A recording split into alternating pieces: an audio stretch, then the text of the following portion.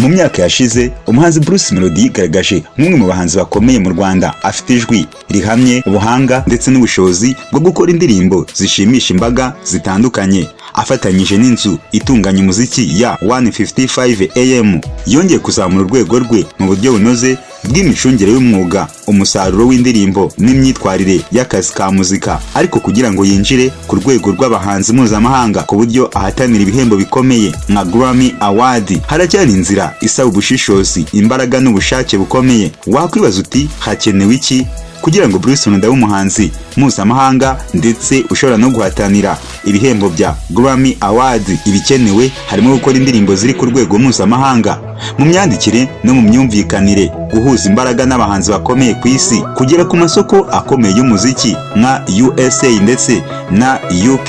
Akeneye kandi kunoza imenyekanisha ryambukiranya imipaka no kugira itsinda rihamye rishinzwe ubucuruzi bwa muzika ye. Ni urugendo rusaba kwiyemeza, kwihangana no guhanga udushya kugira ngo ijwi rye rirusheho kumvikana ku ruhando rw'isi. Ikaze mu kiganiro cyacu In Deep Out kuri The Money TV. Uyu munsi tugiye kukugezaho ibintu 5 byatuma umuhanzi Bruce Melody aba umuhanzi mpuzamahanga ndetse akagera ku rwego rwo kwegukana ibihembo bya Grammy Award. Nge nitwa Justin Mind Rerimana, mbahaye ikaze mu kiganiro.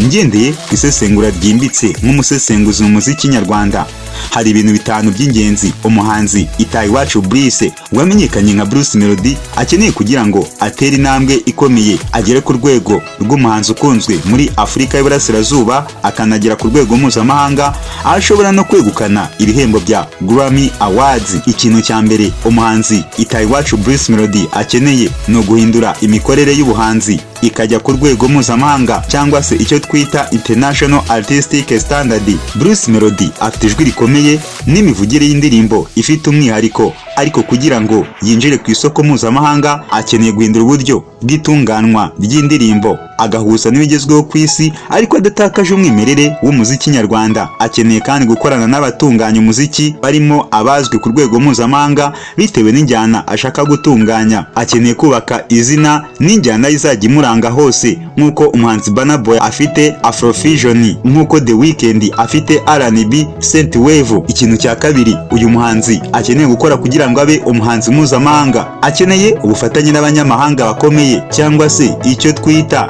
strategic collaboration. Kugira ngo Bruce Melody avuge ku rwego rw'isi, akeneye gukora indirimbo zifatanyije n'abahanzi bamaze kugera ku rwego rwa Billboard n'amasheni akomeye nka MTV, BET ndetse na Apple Music Global. Akeneye guhitamo abafatanyabikorwa bafite abayoboke benshi mu masoko y'ingenzi ku isi nka USA, UK, Nigeria, South Africa na Latin America. Akeneye gukorana indirimbo n'abahanzi b'icyitegererezo barimo abo muri Afurika nka Rema wo muri Nigeria, Ailasta wo muri Nigeria, Tyla wo muri South Africa, Diamond Platnumz wo muri Tanzania cyangwa se Chris Brown. Ibi abikoze bishobora kumufungurira amarembo y'isoko rya global streaming. Ikintu cya gatatu uyu muhanzi akeneye kuzamura urwego rwa marketing n'itangazamakuru mpuzamahanga, icyo twita global branding and PR.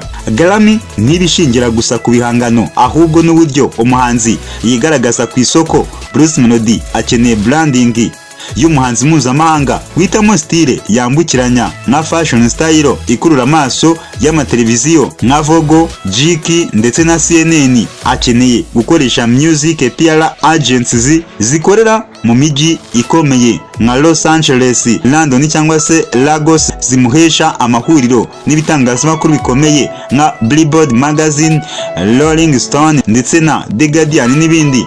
Gukoresha neza social media marketing nka TikTok challenge, YouTube shoots ndetse no guhanga ibitekerezo by'udushya bituma indirimbo ziba viral ku isi hose. Ikintu cya kane uyu muhanzi akeneye kugira ngo abe umuhanzi mpuzamahanga, Bruce Melody akeneye kugira uburyo bukomeye bwo gutunganya no gushyira muzika ku isoko, distribution and management, gukorana n'inzu itunganya umuziki ikomeye, label cyangwa se distribution partner nka Sony Music Africa, Universal Music Group na Empire cyangwa se Warner Music kugira ngo indirimbo ze zibone umwanya kuri playlist zikomeye nka Spotify Global Top 10, Apple Music, A-List, ndetse akeneye kugira management team ifite ubumenyi mpuzamahanga nka manager, tour manager, business manager ishobora kumutegurira ibitaramo muri Amerika, Afurika y'Amajyaruguru, Uburayi na Aziya, gushyira imbaraga mu bitaramo bya festival mpuzamahanga nka Coachella, Afro Nation, Global Citizen Festival, kuko niho abahanzi benshi bamenyekanira. Ikintu cya nyuma twakwita ko ari icya gatanu uyu muhanzi Bruce Melody akeneye kugira ngo abe umuhanzi mpuzamahanga. Bruce Melody akeneye gukora umuziki ufite ubutumwa bujyanye n'isi yose, universal message and storytelling. Grammy iba itanga agaciro ku bihangano bifite ubutumwa bufite ireme bugera ku bantu bose ku isi. Bruce Melody akeneye gukora album cyangwa se EP ifite inkuru ihuza abantu mu buryo bw'amarangamutima, urugero n'inkuru ivuga ku rukundo, gushyira hamwe, icyizere ndetse n'indirimbo y'umuco.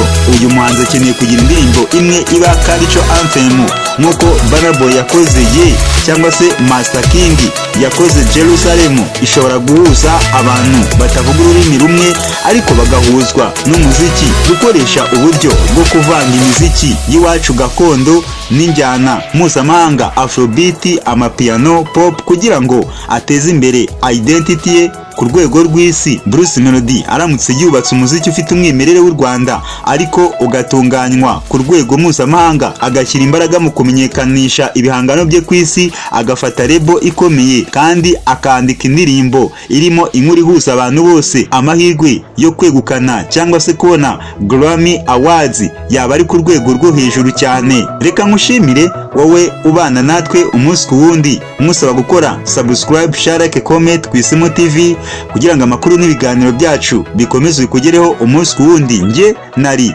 GM Justin Mind Harerimana.